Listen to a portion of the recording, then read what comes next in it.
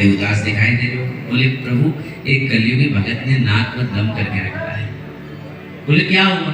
बोले वरदान दे बैठा, उसे सारी कहानी बताई। बोले बहुत चालाक होते हैं कलयुगी भगत, ये चढ़ाएंगे ₹1.25 और मांगेंगे 1.25 करोड़। हाँ, जरा संभल करके वरदान दिया करो। ब्रह्मा जी ने कहा आगे से ध्यान रखूंगा, लेकिन अभी तो पीछा छुड़ाओ हमारा। तो भगवान नारायण ने मां सरस्वती को आदेश दिया, जाओ भगत जी की जीवा में बैठ जाओ। मां सरस्वती आई, भगत जी की जीवा में बैठ गई। भगत जी ने ब्रह्मा जी को आवाज लगाई, ब्रह्मा जी चले। हाँ भगत जी बोलो। पहला वरदान ये दो कि हमारा भगवत चरणों में प्रेम हो जाए। दूसरा वरदान ये दो कि भगवान में अनुरक्ति मेरी खूब बढ़ जाए। और तीसरा वरदान ये दो कि मेरी मांगने की भावना ही समाप्त हो जाए। ब्रह्मा जी ने कहा तुझे जो लेना है जल्दी ले, मेरा पीछा छोड़।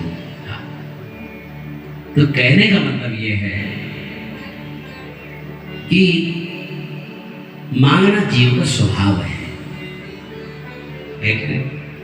तो भगवान से, भगवती से मैंने कल भी कहा, यदि कुछ मांगना है तो उनके चरणों की रज मांगिए, उनका प्रेम मांगिए। तो इसलिए जब शुंभ और निशुंभ ने तप किया तो उन्होंने वरदान मांगा। वो वरदान ने क्या मांगा कि हम किसी के द्वारा मारे न जाए। ब्रह्मा जी ने कहा ऐसे तो संभव हो ही नहीं सकता है। तो बोले फिर कोई नारी हमें मार सके। इन्होंने भी यही मांगा। हजारों वर्ष तप किया महाराज। अच्छा सुनो, एक चीज और सुनो, काम क्रोध लोभ मोह को तो नारी ही मार सकती है कि नहीं? मार सकती कि नहीं? काम को नारी मार सकती है, क्रोध को, लोभ को, मोह को। ये हमारी बुद्धि भी तो स्त्रीलिंग है ना, है कि नहीं है? पराम्बा भगवती बुद्धि रूपा होकर के अंदर बैठ जाएगी और आपके काम क्रोध लोभ मोह मद मात्सर्य सब क्षीण हो जाएंगे। इसलिए भगवती की उपासना करें। या देवी सर्वभूतेषु बुद्धिरूपेण संस्थिता नमस्तस्यै नमस्तस्यै नमस्तस्यै नमो नमः। यदि बच्चों की बुद्धि कमजोर है तो बच्चों को ये मंत्र जपवाओ। हाँ, तो इसलिए शुंभ और निशुंभ ने कहा अबला को छोड़ करके किसी से हमारी मृत्यु न हो। भयम न स्त्री जनेश्चैव स्वभाव बलपदाहिसा नारी बलवती कास्ति यानो नासम करिष्यति।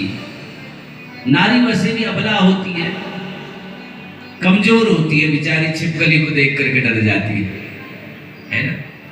तो इसलिए नारी को छोड़ करके और हमें कोई न मार सके। बोले तो थास्तु।